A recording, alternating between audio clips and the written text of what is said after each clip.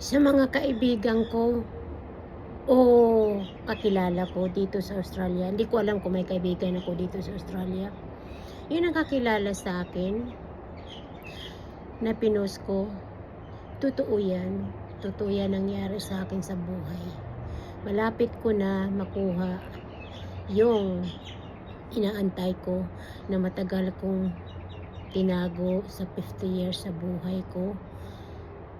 Hindi na ako nahiya. Hindi na ako nahihiya sa sarili kong ilantad yung nangyari sa buhay ko. Kasi hindi ko kagustuhan yun. Kaya hindi ako nahihiya. So, pasensya na kayo dito sa mga kaibigan ko sa Australia, kung o kaibigan man o kakilala, ganyan. Pasensya na kayo kung wala kayong nalaman sa buhay ko. Pasensya. Dahil yan totoo. Hayaan na lang ninyo ako.